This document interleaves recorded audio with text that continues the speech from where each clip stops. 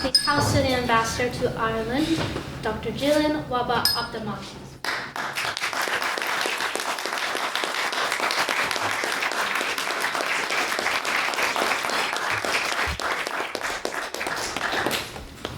Take your seat. Just there? Yes.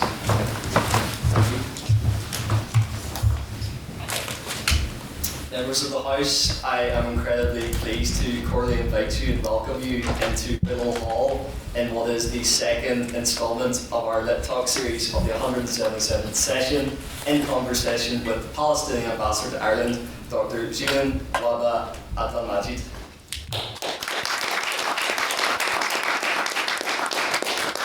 Dr. Jilan Wahba Abdalmajid is a Gaza native and Palestinian diplomat who has been the Palestinian ambassador to Ireland since November 2024, following the formal establishment of diplomatic relations between Ireland and Palestine on the 29th of September 2024. Dr. Abdalmajid began her diplomatic service at the Palestinian Ministry of Foreign Affairs in 1995 as Assistant Chief of Protocol. She was then posted in Cyprus, where she completed her doctorate in business and political marketing before arriving in Ireland in August 2013 as deputy to the former ambassador Ahmad Abdul-Razak. Since then, she became head of the mission of the Palestinian Authority in Ireland in 2020. The elevation to full ambassador followed Ireland's recognition of Palestine on the 28th of May 2024. In 2021, she was awarded the Diplomatic Service Medal by Diplomacy in Ireland, the European Diplomat, in recognition of excellence in the use of social media in support of diplomatic efforts, and has been considered one of the most prominent female Palestinian voices. Dr. and Ambassador, it is our pleasure as the Literary and Scientific Society to welcome you to Belfast, and we thank you for agreeing to this talk. Before we conduct the interview section of the talk, convened by Daniel Rankin, Deputy Editor of the Guardian newspaper, I would like to invite you to the podium for some opening remarks. Thank you, Ambassador.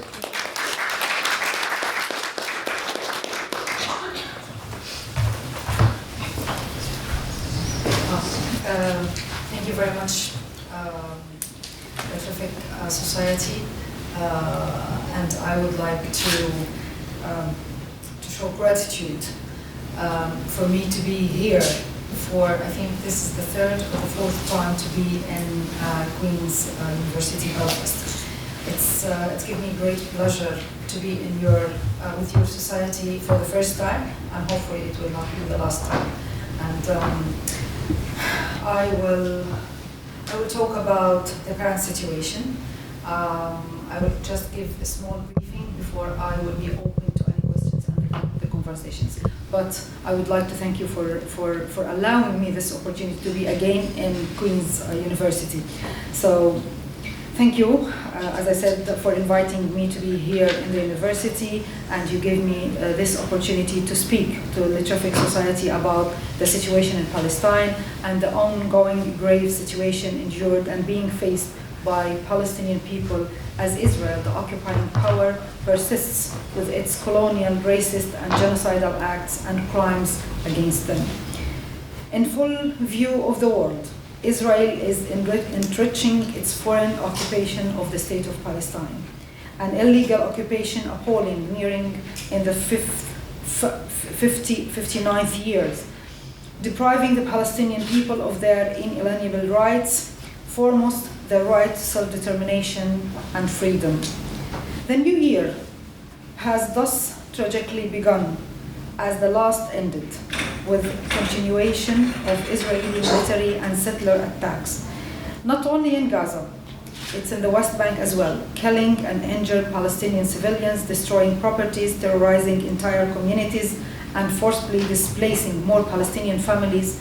The arrest and abduction and the detention of Palestinians, including children, adding to the over 10,000 prisoners held captive in Israeli jails, and the constructions of more Israeli colonial settlements across the West Bank, including East Jerusalem, in great violation of international law, United Nations resolutions, and International Court of Justice rulings. Over the past 2 years, Israel's genocidal campaign and relentless attacks on homes, schools, hospitals, and all elements of life in Gaza have resulted in not only the killing of at least 70,000 Palestinians, and these are not numbers, these are not figures. These 70, and I don't want to say 70, 71, 72, all these Palestinians who were killed in Gaza are human beings. They have stories behind them. It's our people, it's our children, it's our brothers and sisters. And sometimes I hate to mention the figures, but it is important because it was a genocidal war. But made it impossible, made Gaza impossible to live. It's not, as I said, the killing, it's the policy of demolishing. Even after the ceasefire, I want just to stop here, even after the ceasefire last October.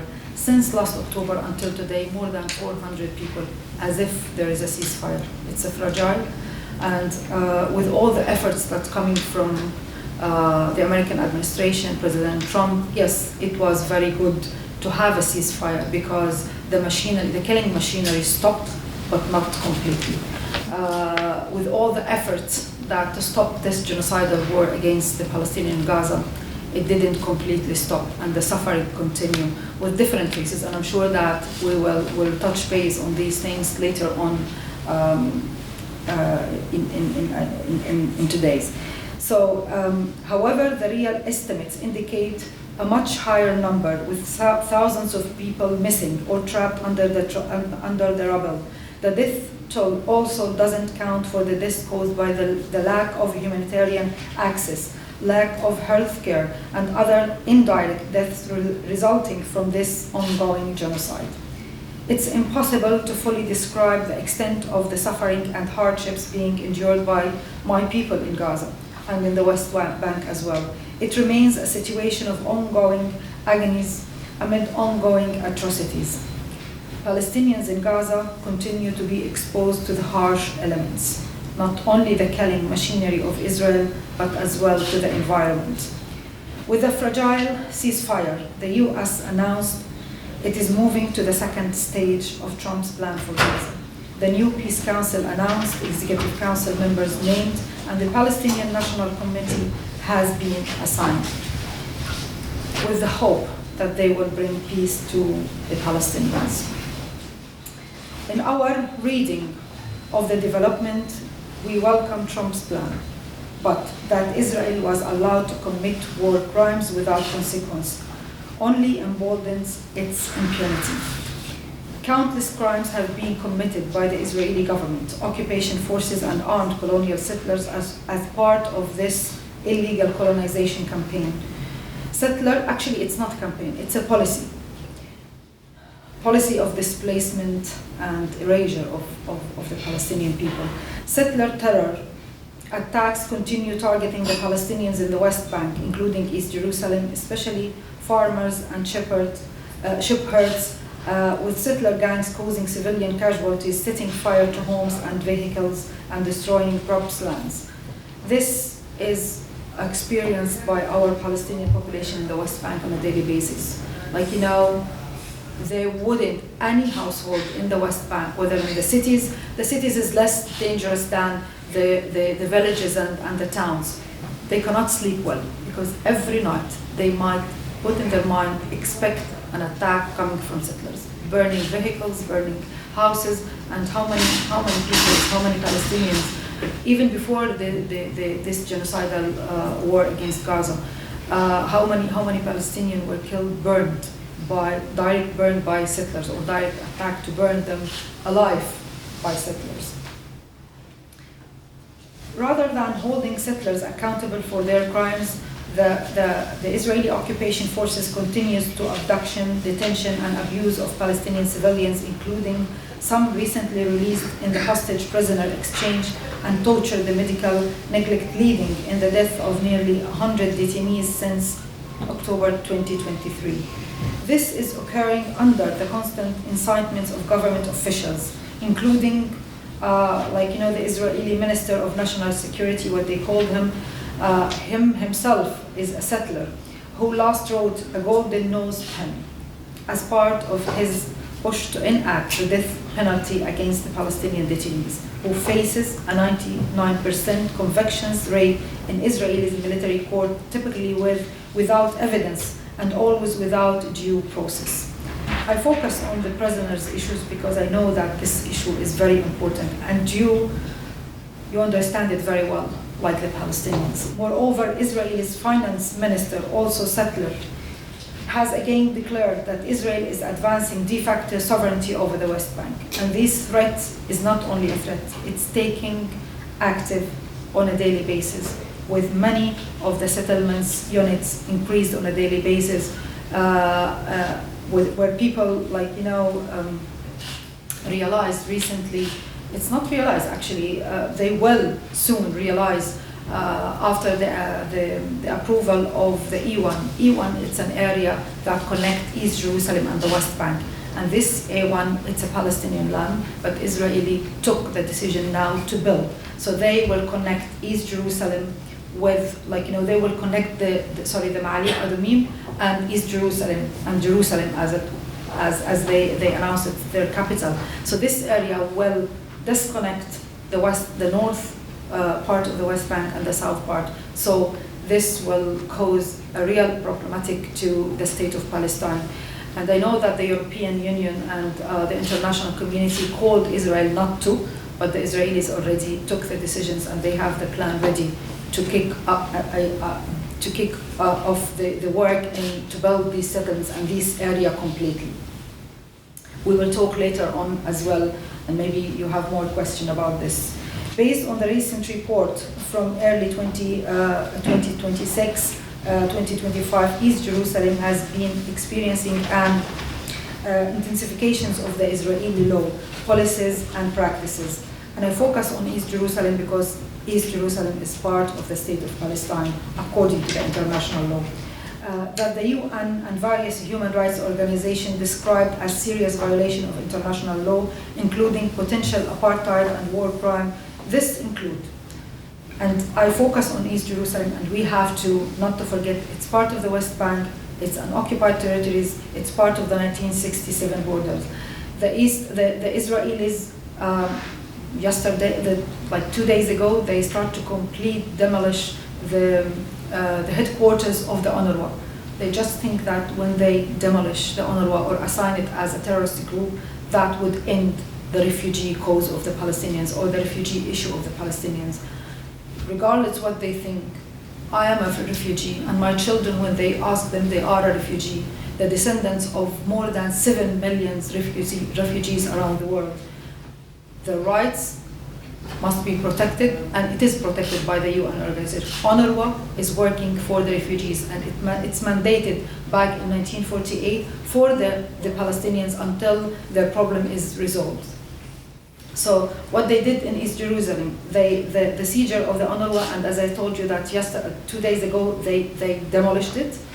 The forced shutdown of health services, which UNRWA run, the education sector's attacks, and they closed many of the schools that run by the Palestinians. And of course, these obstacles that put for the teachers who teach in East Jerusalem schools, and they prevented them from coming from the West Bank, the part of Ramallah or other cities in the West Bank.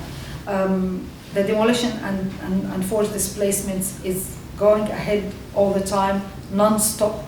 The settler violence and takeovers and the access, restriction access to the holy sites in East Jerusalem. This illegal colonial apartheid occupation and its genocidal war on our people must be brought to an end. This necessitates more than ever serious action by the international community to uphold international law and legal obligations to act vis-à-vis this illegal, inhumane situation.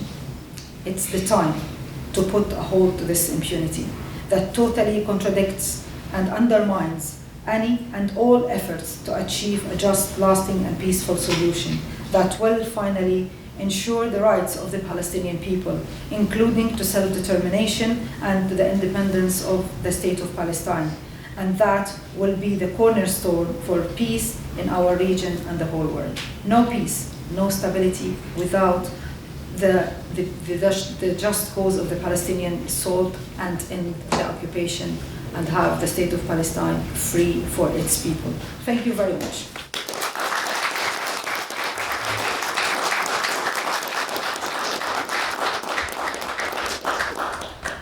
Thank you very much, Ambassador. I think I speak not only on behalf of myself and the Society, but on the University. It is a privilege to have you here today. I'd just like to start by asking about your work in Ireland and Ireland more broadly in the place of international affairs. So you became head of the mission in Dublin, I believe, in 2020, elevated, of course, to the ambassadorship in 2024. Did you notice any noticeable differences in your work there at all?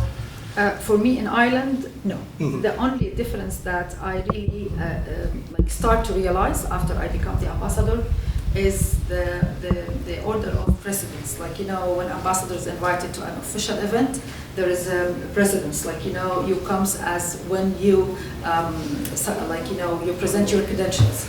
And this is the only difference I felt. Like when I become the head of the mission of Palestine back in 2020, I presented my credentials to President D. Higgins like any other ambassadors with full ceremony. So I didn't feel all the privileges and immunities given to embassies were given to the Palestinians, were granted to the Palestinians mission. So all this time I was meeting, going, coming, meeting officials like any other diplomat accredited to Ireland. This is the only difference when I present my credential. Of course, I'm proud to be the State of Palestine, called the Ambassador of the State of Palestine, even though the IT card, it didn't change. So I was treated fully as an Ambassador of Palestine. But now, when yesterday we were invited to the first occasion for the President of Ireland to welcome the diplomats, it's the New Year receptions. So I was so proud that, they were calling me the Ambassador of the State of Palestine. I took my precedence before people who present and after people who presented their credentials. So I'm on the right place. This is something that you feel it, and I feel it that now it's the State of Palestine. I'm very proud, and I'm very proud to be the first ambassador of Palestine to Ireland. So this is the only. I don't know. I've never noticed any other difference, but that shows how Ireland really, treated the Palestinians, whether they are official, not fully accredited, or when they become the State of Palestine. Yes. I recall, I think it was in 2014, the Dáil had a vote where they nearly unanimously voted to recognise Palestine in the end.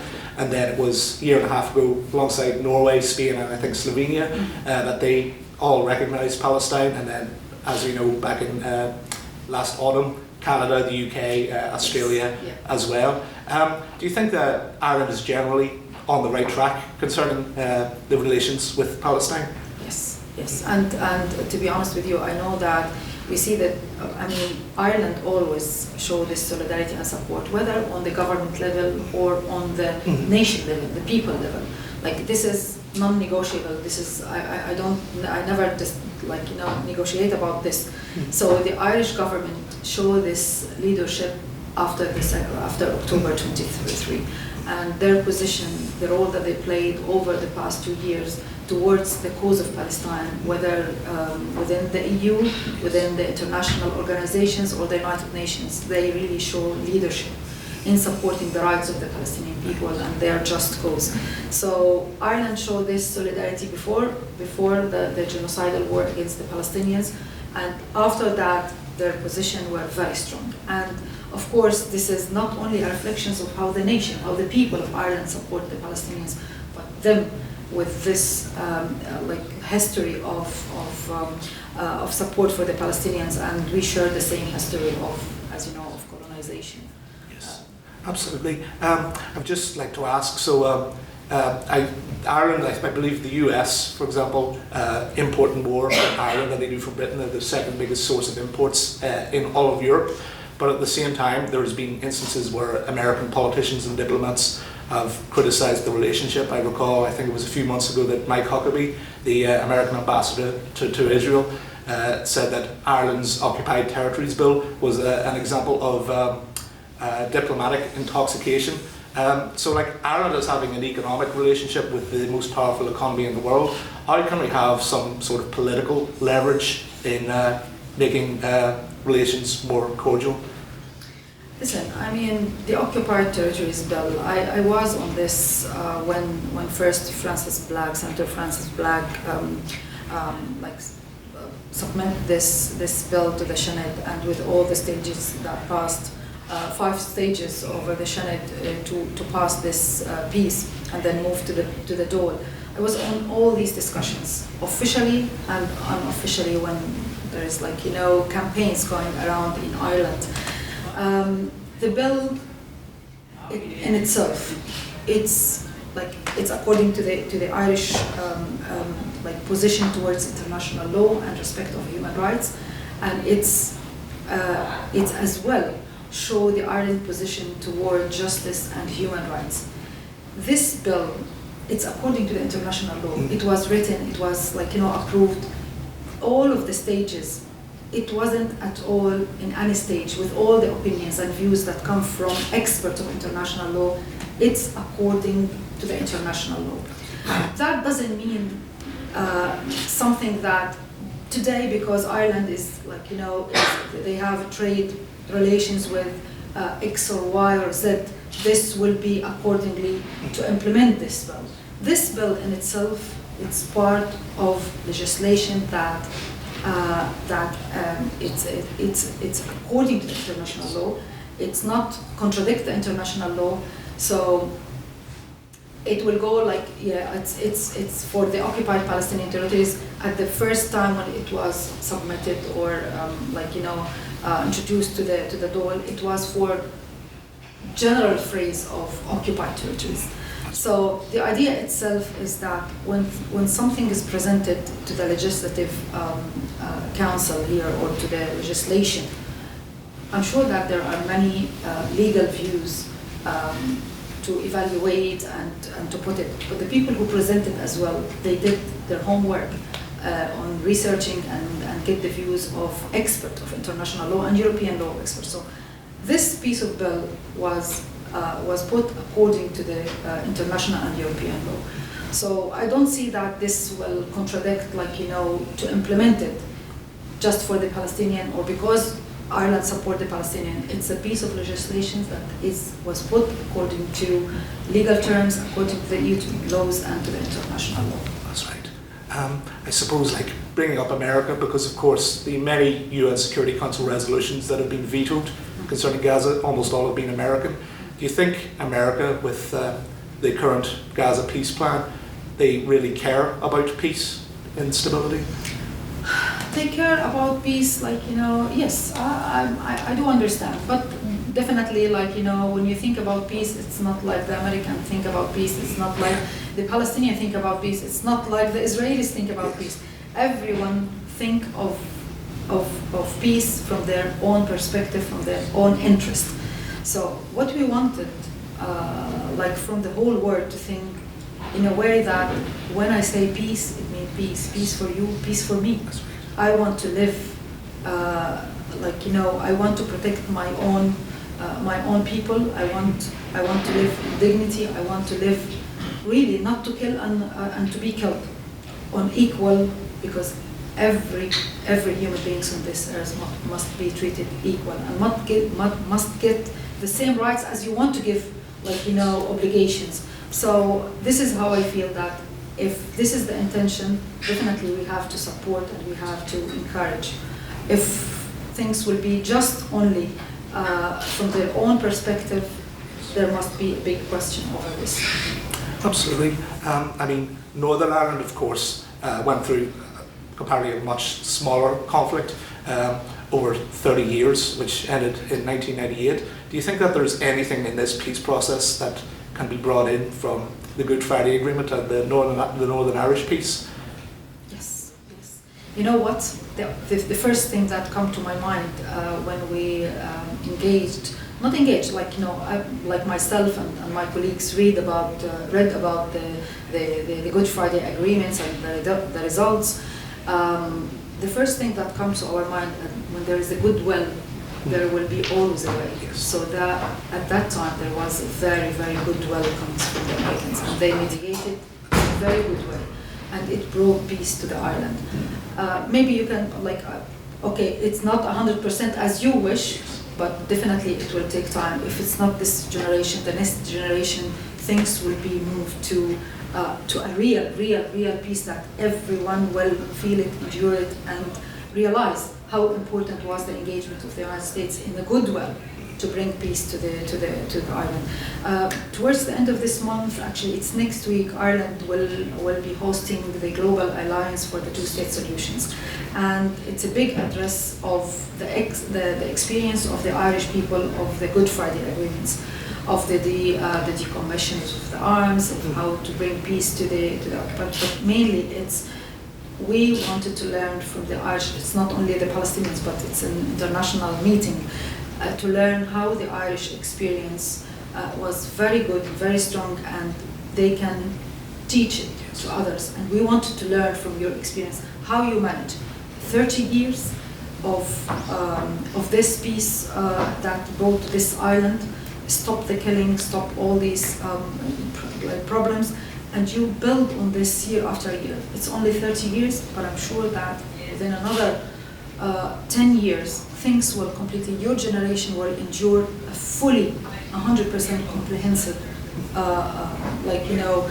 results or outcomes of this piece of the Good Friday Agreement. Absolutely. We'd just like to talk a bit more about the Palestinian sort of representation in Ireland and the image, because I recall you saying that, yes, 71,000, or these are just numbers, these are people that have been killed in what is effectively a genocide by the Israeli state as somewhat of a policy. Beyond, say, numbers, I recall you at Fila and Phobal back in August, you were talking about the quilts, the remembrance quilts that the Northern Irish relatives of Troubles victims had, and that actually evoked a lot more of the image of the fact that these were people, these were relatives, these were family members. How do you think we can sort of further that Palestinian representation? You know what? I remember that when I saw the quilt and I said, how many quilts we need to put into the people, the stories. It's not only the 71 or the 72 people who were killed, the injured. We have more than 170 people who were injured, and faces life of disabilities. But I don't want to forget as well how many thousands of people we lost over the past years since Israel occupied Palestine. It's non-stop killing, machinery. It is a good idea, and we're trying to build up a narrative and to remember all those whom we lost since 1948. It will be, I don't know how many months. The idea itself, it's very expressive, it's very important. It's very important to keep it for the generations. How normal people, how normal families lost their beloved one, and they are put on certain materials that can go for life. The idea itself, I took the idea to Palestine. I don't know to what extent they are, but definitely, it's in my mind. And I wanted to have such a project in Palestine, maybe with maybe non-governmental, but with certain organization or community body that would take this and work on that. I find it very, very impressive, and people who have their experience on this work as well, it's part of relief that those beloved are not forgotten. Those beloved is not just a number, and they feel that part of their relief that we build a future for peace. Yes, they lost someone who is really very close to them, but we build a peace. Not on their bodies, no, but from a bad experience that show us how bad war is, and for the future, for our generation to remember that we don't want to repeat this. So this is very important, and I like this very much. and I wanted to repeat it in Palestine, and I have it in my mind, even if it's now, maybe later on, after I retire, I might take this myself, because I find it that it's very important for the future generation. Yes, absolutely. I recall about the peace in general. I believe you said you started your career in 1995, which, if I'm not mistaken, was the same year or the year after the Oslo Accords, and also the year that the Israeli Prime Minister Yitzhak Rabin was assassinated by an extremist after supposedly giving too much concessions. So the areas of the West Bank that have been settled by really extremists against all international law has been something probably not new to you at all.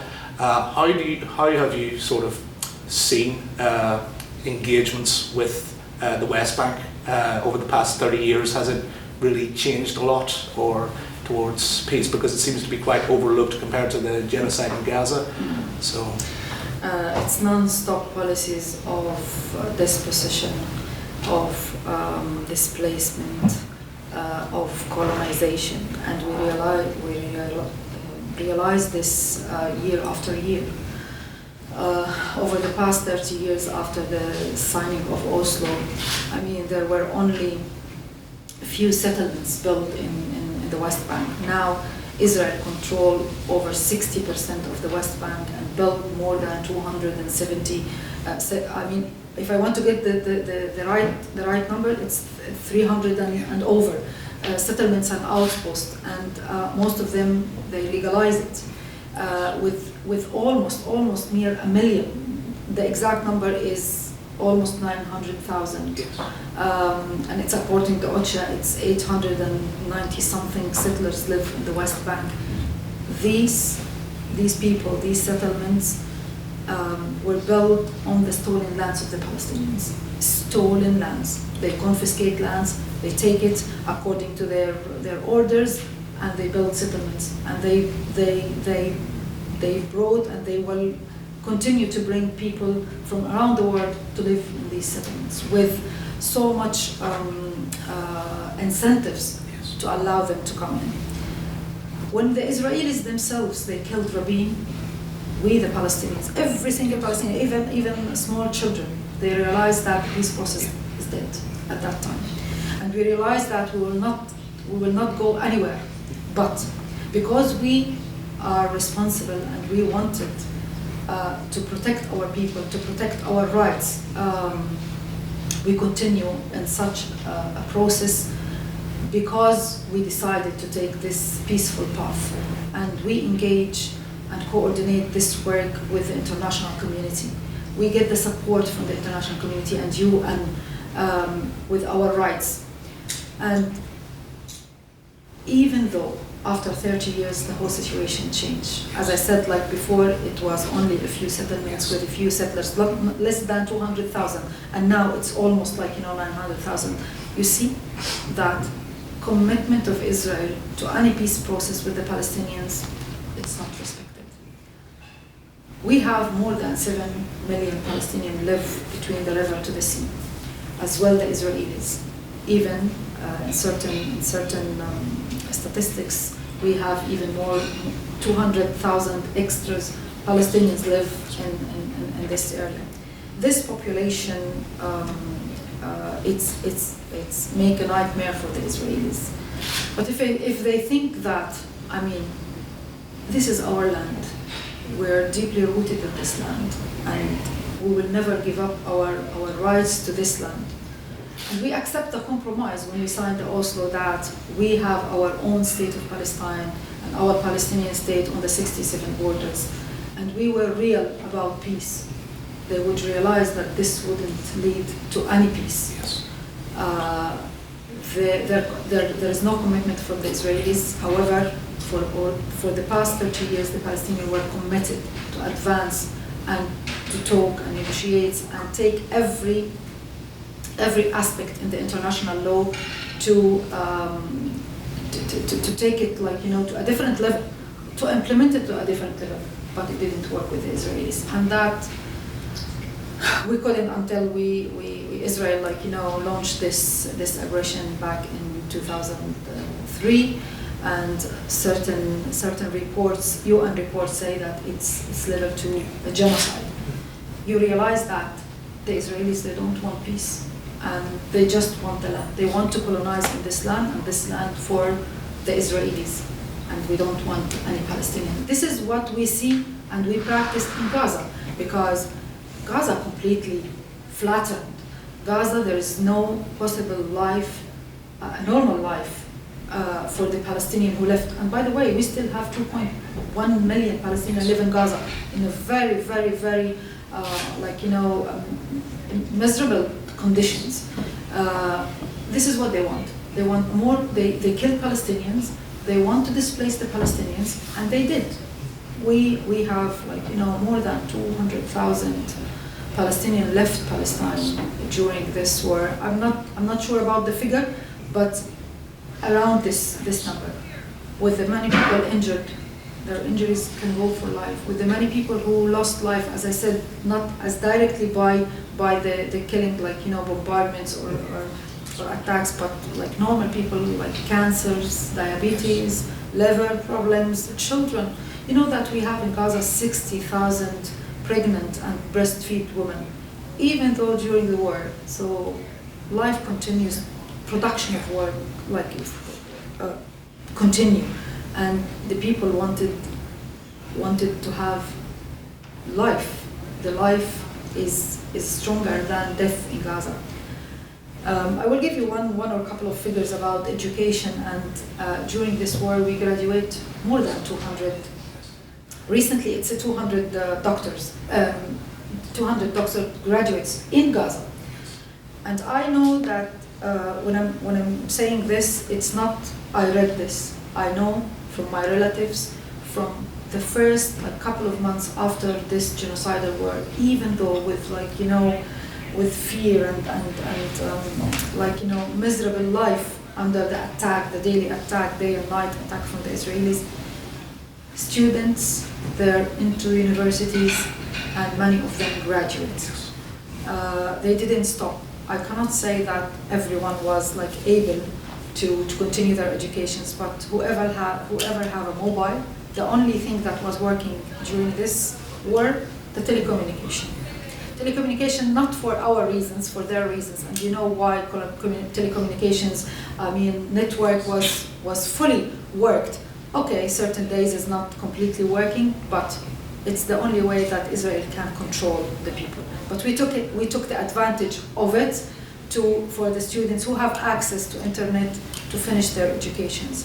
And universities, even though most of the universities have completely demolished, or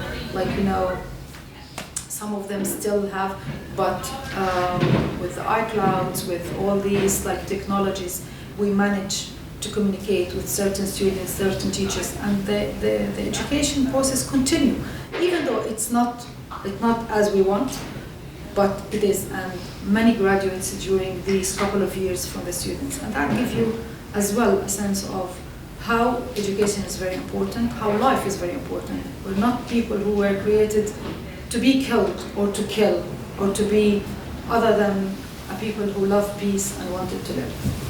Absolutely. More on education. I think you mentioned upstairs about the various Irish universities giving scholarships for Palestinians. Just for those who are unaware, could you explain how and to the extent and how the scholarship program has been laid out so far? I know that before the war, we started a program. We worked here in Ireland to build a system of support education. Ireland support education in Palestine in different ways. Yes. I'm talking about this before 2023. They support the education. They support the UNRWA part of this education and health. When we arrived to Ireland with my previous ambassador back in 2013, we realized that we don't have scholarship for the Palestinian students. And every time I read, okay, the Palestinian students, they have many scholarships in many different places in Europe, in Asia, in America. Why not in Ireland? Why the Irish people are really of great support to the Palestinians?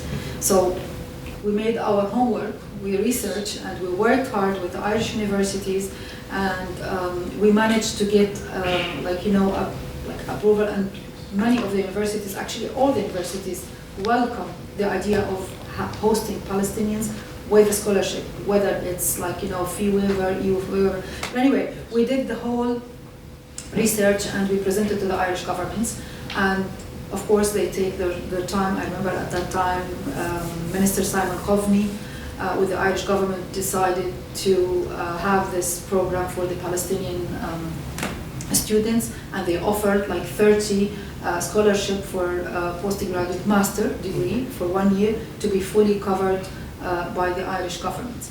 And that program runs since 2019, and every year we receive 30 students coming from Gaza, and insist Gaza, West Bank and East Jerusalem to come to Ireland for their program.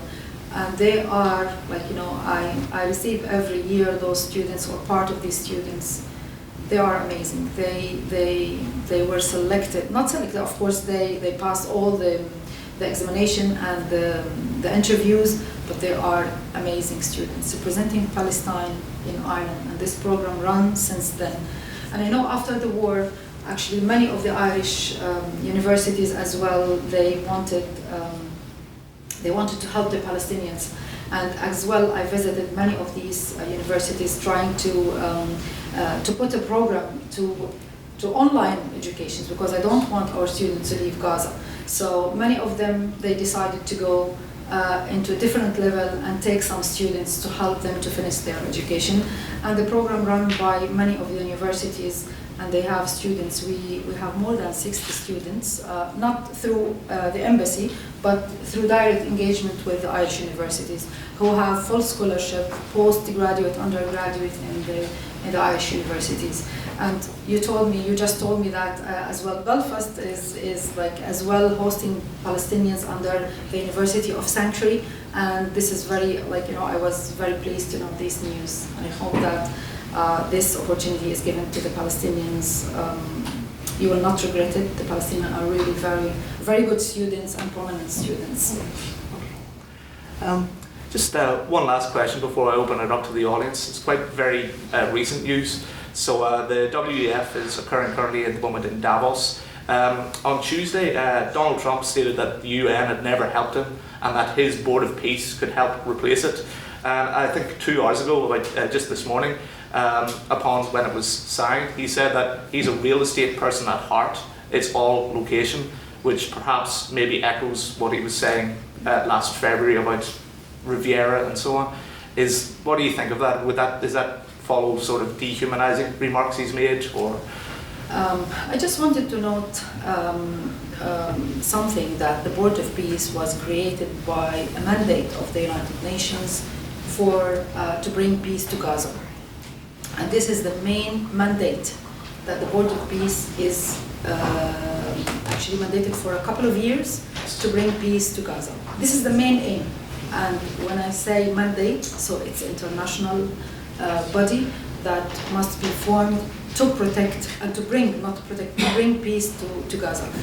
If President Trump wanted to take it to a different level, I mean, I'm not here in a position to discuss this. This is something that I see that Europeans already, they are not happy with that. They rejected, some countries, they rejected this plan. So the main idea of this Board of Peace was for Gaza, mandated by the UN for 2 years. They formed the main body. There is an executive body, and there is the National Committee, the Palestinian National Committee, that will take over with some responsibilities over education, health, and to rebuild Gaza. And this is the main idea of this. So President Trump wants to take it to a different level.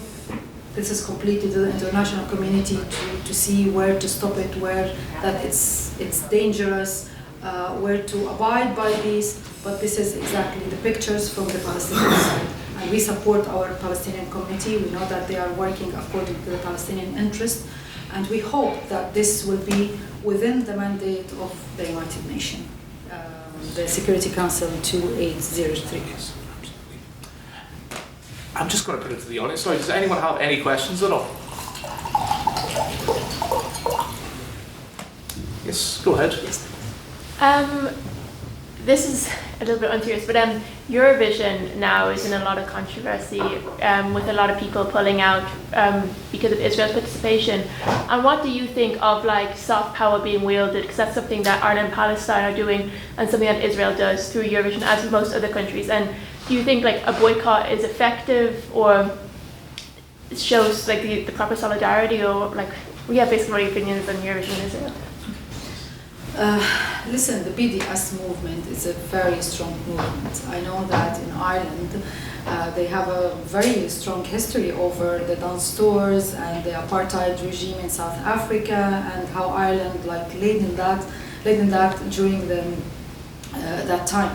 And so the BDS now moved to have campaigns over the Palestinians and the Palestinian cause. The idea itself is that nations and people, they wanted to do something. Sometimes their governments come together, like the governments and the nations or the people, they come together with an agreement over sanctions in certain countries. They did. It's like Colombia, I don't want to, Spain. And other countries, the people are working and not all the time agree with the governments over certain sanctions or how to hold Israel accountable over the crimes. The BDS comes as it's a way how the nations express their support to the Palestinians, and they say that Israel must be held accountable. If the governments, the international organizations wouldn't take any actions, we can do little things to say to Israel that you do wrong. There's crimes against humanity are perpetrated against the Palestinians, and we must have a saying. You live in a democratic state, so you're allowed to go through certain actions by yourself. Even if someone without even affiliated or engaged in any local organizations, he can come and say, okay, there is a list. There is a list by the Human Rights Council, which is for companies, but there is many lists announced by the BDS that they are have engagement with the illegal territories occupied by Israel, the illegal the occupied territories in Palestine. So they decided, this company is working with the illegal territory. The settlements built illegally in Palestine, and they said we don't want to buy these products. It's totally up to them. This is how they decide that I don't want to buy this thing because I want to tell off to Israel because of the crimes that they perpetrated against the Palestinians.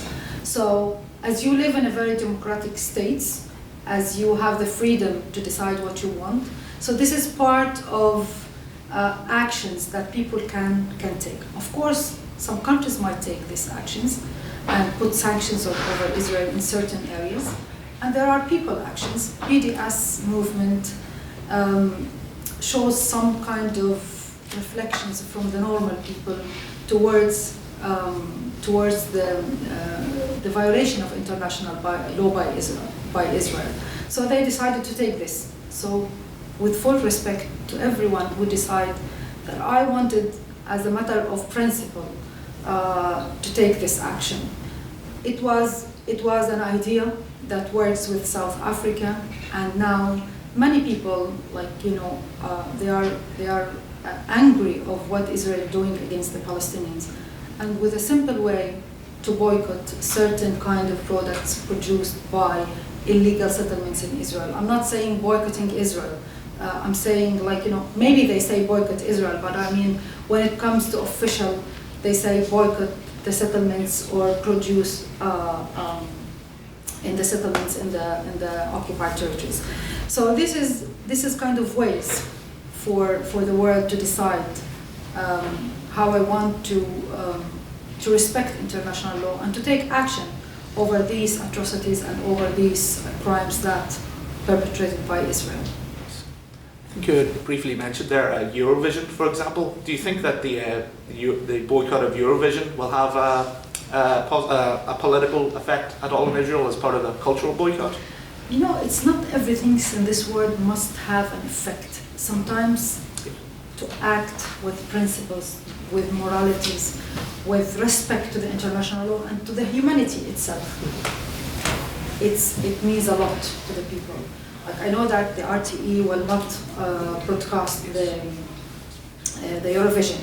So this will harm Israel because they said that there is the world can tell you off of what you're doing. If I mean the international community or ICJ or others, they cannot stop you from doing or from behaving or doing crimes. This is something that I mean the communities can do. Yes. And we see this happen with Russia. Yes. I mean, after their invasion to Ukraine, I mean, they stopped even the teams and footballs in many issues. Like something like this against Israel to tell them off that you are violating international law wouldn't harm, but you will be happy with yourself. You will be happy that I did what should be done, even if it's a little thing. Go, Ryan. In your remarks, you talked about how the Israelis don't want peace, and how the two-state solution in recent years has become less achievable in many people's eyes, like it's not going to happen. There was a Palestinian student who studied at Queen's here a few years ago who wrote a very interesting book on alternative long-term political solutions. He proposed some sort of like confederation model. It'd be too complicated to explain in this question, but my question is, do you think that the Western world, the Palestinian Authority, being wedded to two-state solution as the model for a long-term political solution is the right one, or is there alternative models that are going to have to be thought through and looked at in order to achieve a political solution? Thank you. Listen, it's for the time being, the only viable solution, maybe it's not only me, but the international community see that is the two-state solution. If I want to think of the one-state solution and say it's the Israeli state, it will be an apartheid. As I said, there are two people live on this area between the river to the sea. It's 7 million Palestinians, more or less, are Israelis. It will be an apartheid, and it will collapse. The experience of South Africa, apartheid will collapse. And I don't think that the international community, the Western community, wanted Israel to collapse. If it's the Palestinians, no one in this world will accept this, if it will be a Palestinian state. So the only viable for the minutes that goes for both sides is the two-state solution. Maybe in 100 years, these two people, they come together and they say, we want to live together, whatever they want to call it. This is up to them. But for the time being, this is the only viable solution that could bring peace and stability to the region. This is how I see it. This is how my leadership and the Palestinian Authority see it. Take Luke. So you talked in your opening remarks and the first couple of questions about your good working relationship with Ireland, since you've obviously had a relationship with Ireland since about 2020. My question would be, has there ever been any times there have been strains in your relationship with Ireland, any problems, or just any times where your relationship to, say, the Irish government or just Ireland in general has been less good than you've described it? To be honest with you, no. Yes, sometimes there are certain areas I thought that the Irish people are really willing to do more, and the government didn't come to the same level. And it's always good for me to see this and to expect that with more pressure that come in certain areas coming from the people, the government will go ahead with this according to the interest, of course, of the Irish people. But always, I've never been disappointed to that extent. Like now, everybody's talking about occupied territories. Well, I wish that to see this soon, be taken or active or act the occupied territory spell. And I trust that at some point this will happen, coming from the Irish government. It's always in a democratic state when people are given the freedom to express themselves. You will never be absent of what's going on, because there will be always a channel to express, to take the people's opinions and to people's views.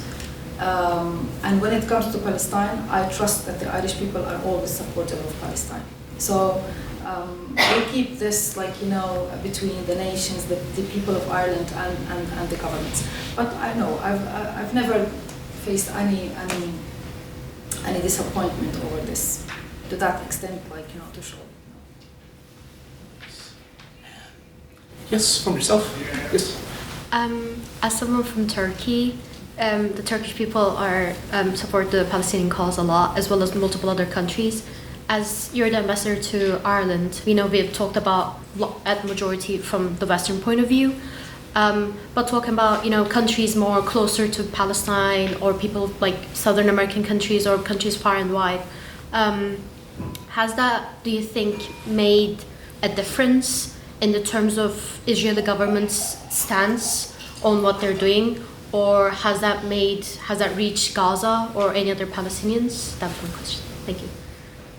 You mean that if there is a close country that they can have access to Gaza, you mean? Yeah, have our stance as the people or other people from maybe Egypt or South Africa? No, Israel is controlling all the borders in Gaza, the West Bank. Even me, I'm holding a Gaza passport, Gaza ID.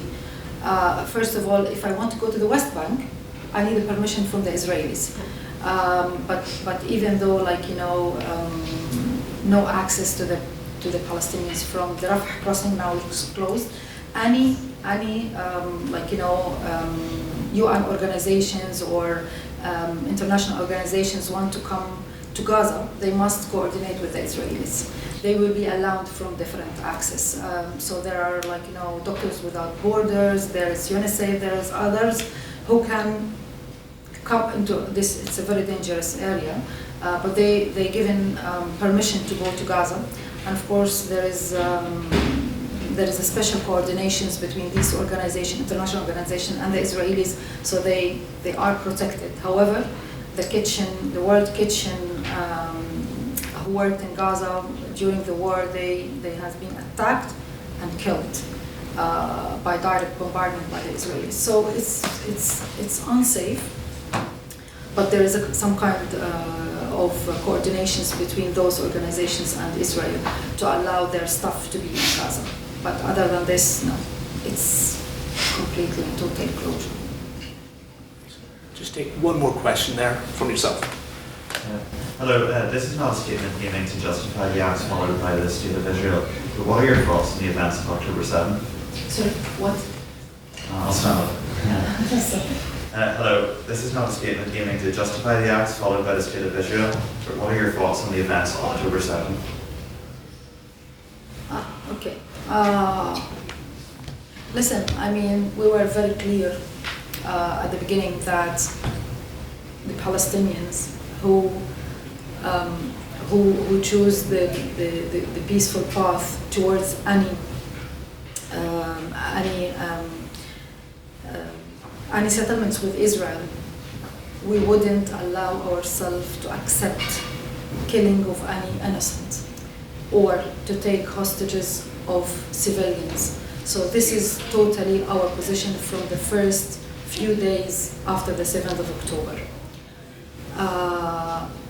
It was a major thing that we see that now, things are really getting in badly towards for the Palestinians. And day after day, after I see what's happening to my people and the suffering for Gaza, I realize that the intention of certain people to take such an action However, I don't want to say anything on their behalf. They have the intention to do something, and the whole thing completely turned off with the Palestinian leadership saying that clearly, that we're against the killing of innocent, we're against to take hostages of innocent. The Israelis took the maximum response to such attack, and it's a destruction of Gaza. It's killing, it's genocide. And as I said that UN reports said that these atrocities against the Palestinian Gaza amount to genocide. So you cannot just put this in comparison. And this is our position. And you can speak about this for days, but this is the official position of the Palestinians. I don't like to see my city destroyed, flattened, and there is intention of the Israelis. It's not actually intentions, it's actions, that their intention and their actions toward displacing the Palestinians. This is rejected by all the Palestinians. And this is what we see after 2 years of this genocidal war. It's not a matter of revenge. It's a matter of policy of displacing the Palestinians and take over the land of the Palestinians. This is how I see it. Ambassador, it was a privilege having you here. Thank you very much. Thank you very much.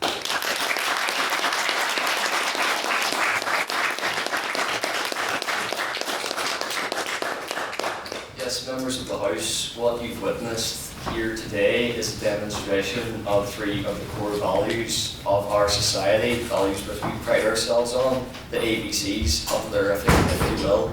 A, for accessibility, that we believe that everyone, regardless of their background, should be able to come up to the podium and share their experiences. You'll notice throughout this LitTalk, it wasn't just the quantitative, it wasn't just the facts and figures, it was actually the qualitative as well. The experiences of those people, that they're not just numbers, as we mentioned, to back this up. That makes a speech, as any great debater knows, all the more powerful, and it helps us to empathise as well. B, for boldness, despite controversy, opposition, or polarisation that might surround a topic, that we're not afraid to speak about it, that we can stand up and speak about it. And that feeds into C, for confidence, that in spite of opposition, polarisation and controversy, that you feel the confidence to walk up to the podium, to present your case and to defend your background whenever you're challenged. And for displaying all 3 of those core values today, Ambassador, I would like to present you with a LitTalk pin badge on behalf of our society. Thank you very much.